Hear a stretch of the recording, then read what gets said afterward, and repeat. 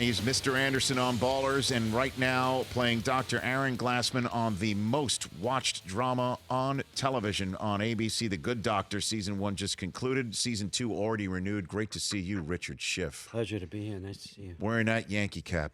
I like it. Always. Wearing that Yankee cap with pride right now. I once wore it to the Emmys in 2001. Now, come on now. What do you mean? Well, I was nominated. I had won the year before. For the West Wing. For the West Wing, and pretty sure I wasn't going to win again.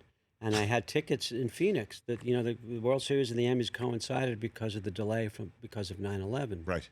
And I had tickets to Game 6 and 7 in Phoenix for the World Series against the Diamondbacks.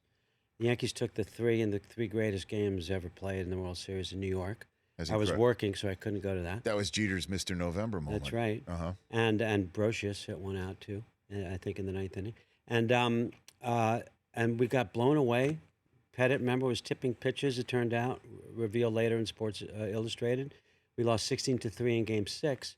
And I had tickets to Game 7, which was the night of the Emmys. So I told the producers of the West Wing, I'm going to Game 7. I'm not going to go to the Emmys. Mm-hmm. And they said, okay. And then they gave me a 6 a.m. call time on Monday. And we had driven to Phoenix. So I wasn't going to make it back on time because it's a 12-hour drive. They showed you. So I went to the Emmys and showed up in a Yankee hat with the Stars and Stripes and the NY. Right. I remember that. And that's what I wore. And we were sitting with the Soprano people who were all Yankee fans. So during the game, we made the stage manager who was wearing a Yankee hat turn on the game during the commercials. So I got to see Soriano's home run. And then ran backstage after we won Best Show and found a green room and watched Mariano strike out a guy. I didn't know what inning was. I thought the game was over. It was the 8th inning. I was there behind home plate covering it for ESPN, sitting next to my at the time fiance, who was covering, my wife Susie was covering the game for Fox Sports, and we were sitting there after Rivera struck out the side in the 8th inning. Richard, fans of the Diamondbacks were crying. They were crying. Even player wives. We were sitting in that area. They were crying because they knew the great Mariano had shown up, and it was going to be a foregone conclusion in the 9th, and yet that did not happen. And yet, by the way, Gonzalez's hit still hasn't left the infield. So it's like, let's be clear, it wasn't tainted win, but they didn't, Tony Womack, of all people, got the only real hit in that inning. And when Mariano missed on the bunt to second base, and pulled Jeter off, I still think Jeter could have kept his foot on the base. Look at you. But remember, the fans in Arizona got really hyped up in the top of the 9th when Randy Johnson came in and was striking out Yankees. And they got really loud. And I remember seeing a shot of Mariano. First time I've ever seen him look worried. And I think he was just exhausted because he was pitching 2 innings. Who was the setup man in 01? Was it Stanton? Or was no. It was not Stanton. Nelson? It was Mendoza. Ramiro Mendoza. Mendoza, who was unhittable in that postseason, and I wanted him to come in the 8th. You're second-guessing Torrey and his... I'm still angry.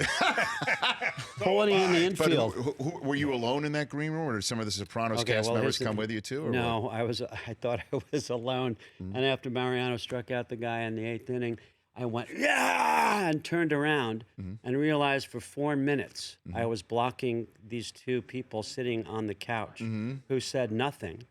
And it turned out to be Rob Reiner and Mary Tyler Moore. And my first thought was I grew up watching you guys on Saturday night. I since later worked with Rob and told him the story. But and I was going to tell Mary Tyler Moore, you were my save. You were the best thing when I was young. And then I realized I have gray hair and I'm going to make her feel like she's 112. Right. So that's rude. And I just walked out. I didn't apologize.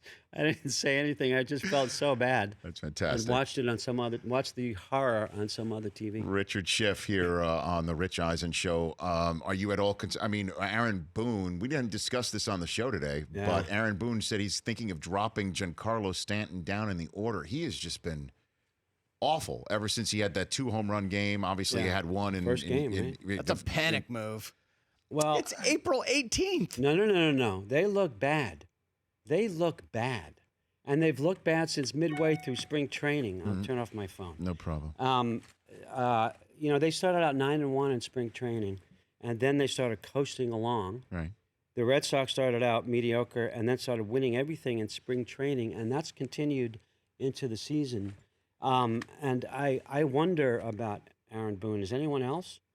Yeah, a lot of people in New York are already. I would like him to be the manager for the next 15 years. You would? Well, if they're playing for the first 15 games like they played. Are you a Red Sox fan? He is that. Yes. All right. Well, you know what? Yeah. Stanton's going to be fine, but I don't like 3 righties in a row, all who would have a similar swing and can be beaten with similar pitches. So a pitcher with a good outside low slider or a splitter, if he gets into his zone pitching against these guys, he can get them all out.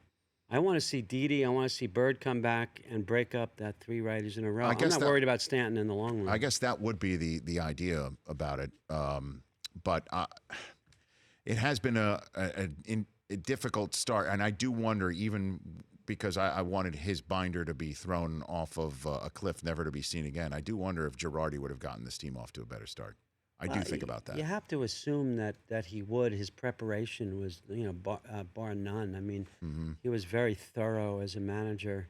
I don't see the moves. I don't see the pitching moves being all that different. Right. But the pitchers don't seem ready. Their bullpen was supposed to be the greatest in the history of baseball, has an ERA of about 6. And they're getting killed. And they look bad in the field. There's something about what's happening there. They don't look ready to win. And maybe they're another year away. Who knows? I don't know. Richard Schiff here on the Rich Eisen Show. The Good Doctor is exploded. Did you guys on the set see the possibility that you could be the #1 drama on television when you're doing this? Honestly, I don't really think about that much. And I just like to do the work and see what happens. But in this day and age of social media, because the response comes so quickly, right? I was aware of the response very quickly, and I was surprised. To be honest, clearly after the last election, I can't predict American taste. So but I was very pleasantly surprised. I didn't really think much about it. I thought I would do fine. Mm-hmm. I didn't think it was going to be a bust. But I didn't know it'd be the #1 sensation. I mean, it's basically The Good Doctor. This Is Us on another network. It must be because between Freddie and I, one of us is really cute. Is that what? It could be. Could be one of those things. We know who that is. How are you enjoying Ballers too, Richard? I love doing Ballers. I absolutely have a blast. Last year, especially season 3, and the way the storyline turned upside down, the way. The Rock and Rob Corddry and I became kind of a family, and then Weber came along. Steven Weber is my brother, the battling brothers. I had a blast. This year I've been busy, so I can only do 2. But just going back on the set and just having fun and doing what we want and improvising and Dwayne, DJ, or The Rock, however you want. How do you refer to him? Guy. No, I think I call him Dwayne, but most people call him DJ. Mm-hmm. And he's the sweetest guy on earth. I mean, he's just phenomenal. He can do whatever he wants right now. Gets up at 4 a.m, works out for 2.5 hours, does 3 hours of business, and then comes to set for a 10, 12-hour day. Pretty remarkable. That's your schedule, isn't it? No. Did he take that? He didn't take that from the Richard Schiff 4 playbook? o'clock in the morning, I'm working out my dreams. Nice. That's about it. You're hoping for a Yankee victory. And what do you think the Giants should do? 2nd overall. I love the idea of a dominant running back because it takes care. Their defense, which hasn't been awful, although statistically, I think 2 years ago they were dreadful. Mm-hmm. But they got players. I don't know what they're doing without Jean-Pierre Paul now, but their defense has been pretty good. But they've been on the field, 35 to 40 minutes a game. Mm-hmm. Why? Because the Giants have not had a running game in years now. So the idea of a dominant running back, along with Beckham and maybe Dez. Well, you got. Dez Bryant. I don't think Dez is. Come on, he wants revenge. How else can you get revenge? I hear you about revenge, but I mean, I think they already have Odell trying to figure him out, what to do with him. than to bring Dez in the mix too. Sterling Shepard is no joke. Sterling Shepard's good. Right, so he's terrific on the the end. new tight end, And the the kid. Evan Ingram last year, really, Ingram, they barely scratched the surface with him. Yeah, I think he's be going to have a good. nice leap. I would love if Saquon Barkley went to New York City. So and Cleveland, did that. who are they going to pick? It looks like they'll take a quarterback. I don't know. Really? Yeah. Is Is that official? No. Is that the official opinion? If it is not, sir, it would be a seismic event, a seismic sports event. And you don't think the Giants need to take a quarterback? I think that Eli Manning with Saquon Barkley and Odell Beckham and Sterling Shepard and Evan Ingram and Nate Solder, who they just signed to protect his blind side from New England, to protect his blind side. Eli Manning has at least 2, 3, if not 4 good years left in him, and figure out who could be drafted at the top of the second or the third round if they already don't like this kid from Cal and Davis. Or sign Foles when he becomes a free agent. That would be it. That's entirely possible too. It's entirely possible too. I think Saquon Barkley's the play. I said that. When did I say that, Chris Brockman? I said it at the Combine. I said it after we saw the Giants were second overall, figuring that Can we get the Maras on the phone now and just make it official? Well, yes, we can. Okay. Yeah, we'll do Let's that. do that. Good to see you, Richard. Thanks for coming. Come back anytime. My pleasure. You got it. Yeah. Richard Schiff here on the Rich Eisen Show. Check out The Good Doctor when it comes back on ABC TV and on HBO Ballers. Good to see you, buddy. Thank you. You got it. Richard Schiff. The Rich Eisen Show, weekdays at noon Eastern on Audience.